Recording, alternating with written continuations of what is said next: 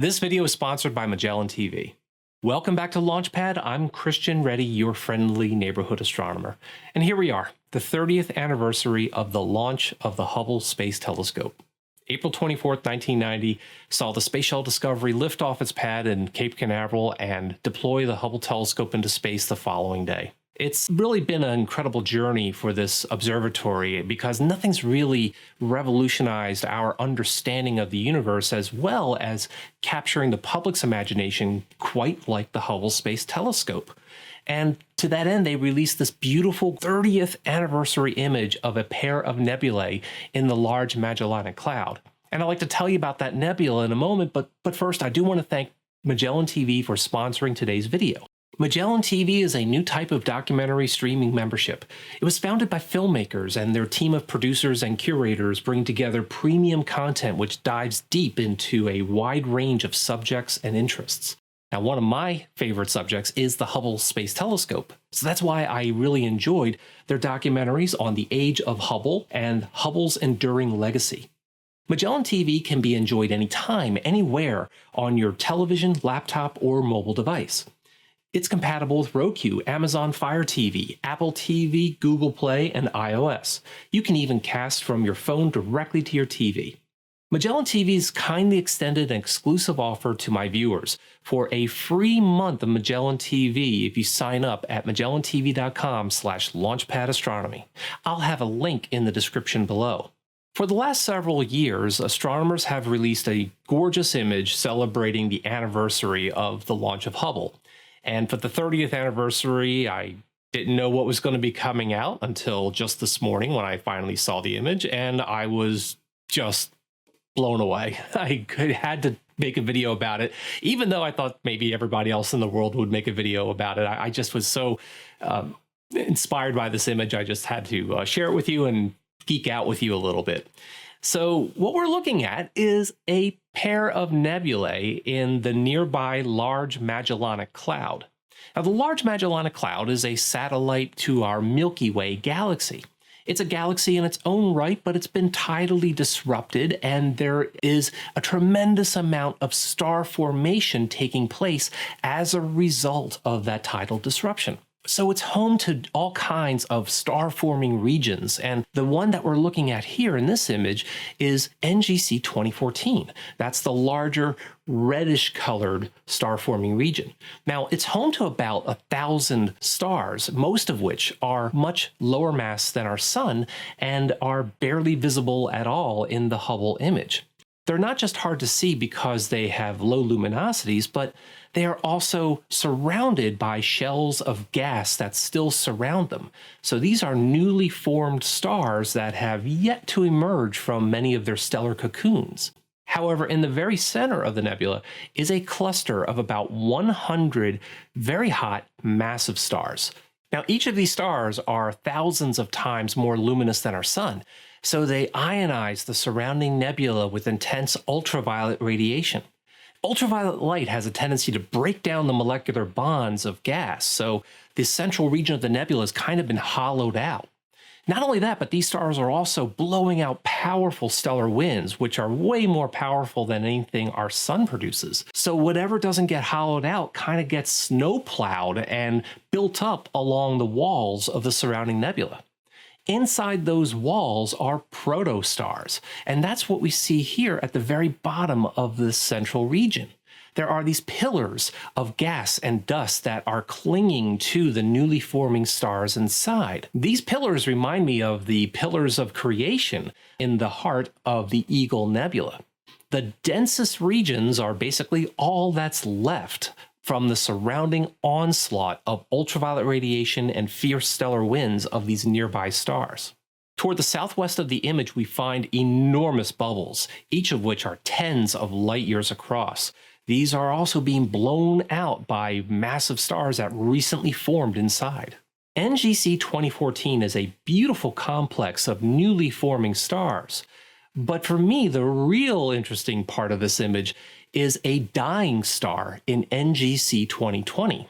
At the center is a single star called HD 269748. It is a star that is at least 15 times the mass of our Sun and shines at least 200,000 times brighter. It's a very rare type of star called a Wolf-Rayet star. Wolf-Rayet stars are rare. They are massive stars that are evolving, but in a very specific way. Their inner cores became so hot they literally blew out the outer shells of its upper layers. In other words, the star didn't go supernova, at least not yet, but it's already cast out its outer layers. This occurred in two phases. The first phase formed the outer nebula, which you could see here is about 140 light years across. This occurred about 420,000 years ago, but then there was an even more powerful, faster wind that occurred much later, about 250,000 years ago. And this opened up a 72 light-year bubble in the surrounding nebula. Astronomers have measured the outflow velocities of the nebula and were able to build up a really cool 3D model of NGC 2020. Now, the hourglass can be explained if the star was surrounded by like a torus, kind of like a donut-shaped dust ring. And that's a pretty common situation for many stars, particularly massive ones. Anyway, this torus would have acted to funnel the outflow of the star into the hourglass that we see. Now, from our perspective, the star appears to be off-center due to the angle at which we're looking down the hourglass. The blue color of NGC 2020 is due to the oxygen that was dredged up from the core. Remember, the core started out as pure hydrogen, which then fused into helium, which then fused into carbon and oxygen. The core's temperature is hot enough to ionize and cause the oxygen to glow blue. Even though its outer layers have already been cast off, the star is still evolving and will undoubtedly go supernova within 1 million years at the most. NGC 2020 is not just a chance alignment with NGC 2014. The two nebulae are physically related to each other because the star at the center of NGC 2020 formed inside the cluster in NGC 2014. The stars in the cluster move around each other in a complex orbital dance, and eventually one of those stars got ejected from the cluster and eventually became the Wolf-Rayet star that we see today. In fact, the star is moving away from the cluster at speeds up to 46,000 miles per hour. Now, surrounding NGC 2014 are smaller nurseries that light up because of the massive stars that are up to 30 times the mass of our sun. They're forming inside these clouds and they're ionizing the surrounding gas, causing them to glow. The stars themselves are not visible, at least not yet. They will be in about 500,000 years or so. But for now, we still get to see the glowing orb that surrounds them. Now, if that weren't a cool enough celebration of Hubble's 30th year on orbit, the astronomers at Space Telescope Science Institute created this beautiful 3D model of both nebulae and gave us this beautiful fly-through. The Hubble Space Telescope is a testament to our ingenuity, but also to our curiosity. I mean, that is why we built it, for no other reason than to understand the universe that surrounds us. No other observatory has fundamentally changed the way we perceive the cosmos, not just scientifically, but also from a public perception. And that's a good thing because we, the public, paid for it. It's our telescope, it's our data, and it's available to all of us. And it's something that we all should share and enjoy and celebrate. You know, when I came to work at the Space Telescope Science Institute way back in 1992, I had no idea it would last this long. In fact, we didn't even know if it was going to really last more than a few years because, well, when it launched, it had a terrible flaw. Its mirror was ground to the wrong shape. That meant there was no way to bring all of the light it collected into focus. We made do for a little while with some computer algorithms to restore light, but in reality, the Hubble Space Telescope was widely perceived as a flop.